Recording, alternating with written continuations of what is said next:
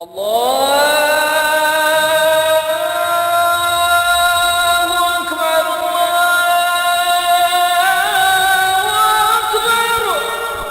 اللہ الرحمن الرحیم۔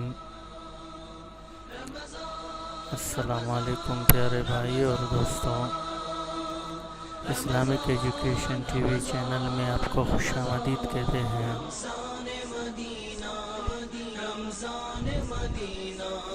جیسے کہ آپ کو پتہ ہے کہ رمضان المبارک کا مقدس مہینہ چل رہا ہے اور پہلا عشرہ ختم ہو چکا ہے، تو آج ہمارا یہ ویڈیو بھی رمضان المبارک کے متعلق ہے۔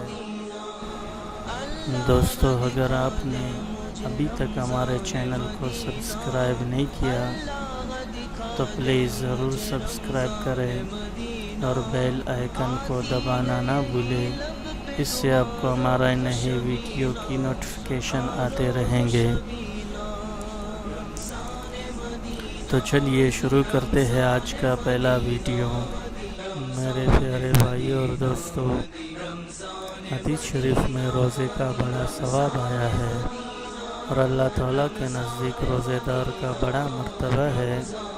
نبی علیہ السلام نے فرمایا کہ جس نے رمضان کے روزے محض اللہ کے واسطے ثواب سمجھ کر رکھے تو اس کے سب اگلے پچھلے گناہ صغیرہ بخش دیے جائیں گے۔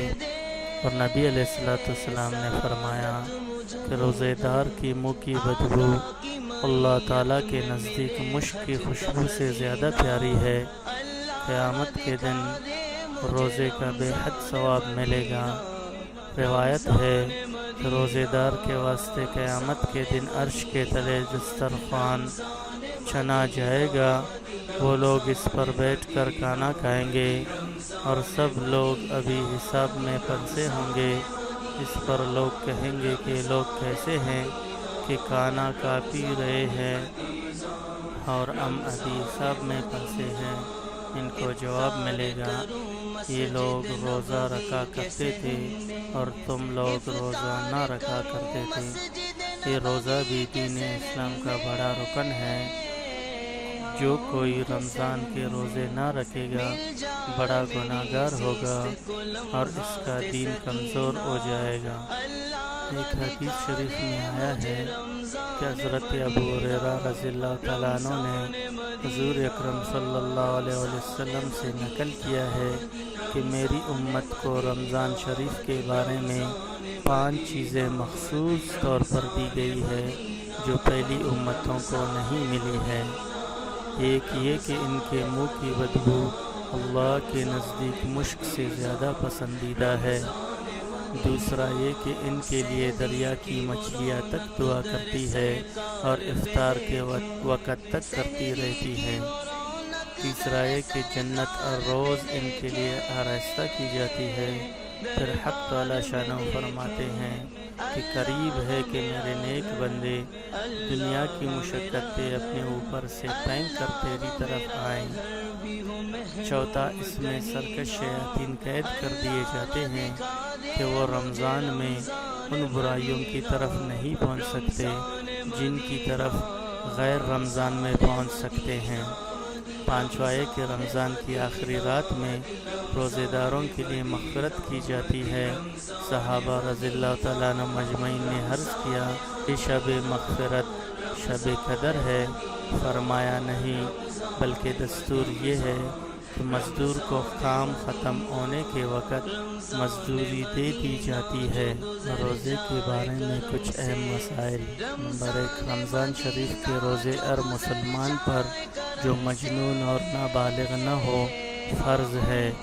جب تک کوئی عذر نہ ہو روزہ چھوڑنا درست نہیں ہے، اور اگر کوئی روزے کی نظر کرے تو نظر کرنے سے روزہ فرض ہو جاتا ہے اور قضا و کفارہ کے روزے بھی فرض ہے۔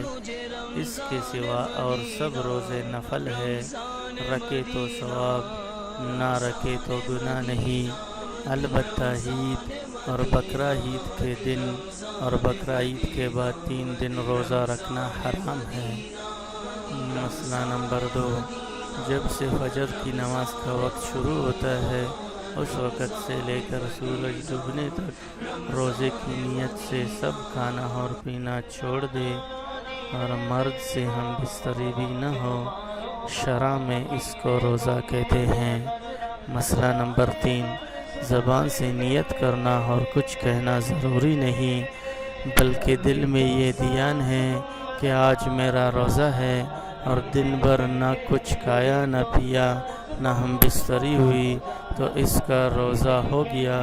اور اگر کوئی زبان سے بھی کہہ دے کہ یا اللہ میں تیرا کل روزہ رکھوں گا، یا عربی میں کہہ دے تو بھی کچھ حرج نہیں، یہ بھی بہتر ہے۔ مسئلہ نمبر 4، اگر کسی نے دن بھر نہ کچھ کھایا نہ پیا، صبح سے شام تک بھوکی پیاسی رہی، لیکن دل میں روزے کا ارادہ نہ تھا، بلکہ بھوک نہ لگی یا کسی اور وجہ سے کچھ کھانے پینے کی نوبت نہیں آئی، تو اس کا روزہ نہیں ہوا۔ اگر دل میں روزے کا ارادہ کر لیتی تو روزہ ہو جاتا۔ مسئلہ نمبر 5، شرع میں روزے کا وقت صبح صادق سے شروع ہوتا ہے، اس لیے جب تک یہ صبح نہ ہو کھانا پینا وغیرہ سب کچھ جائز ہے۔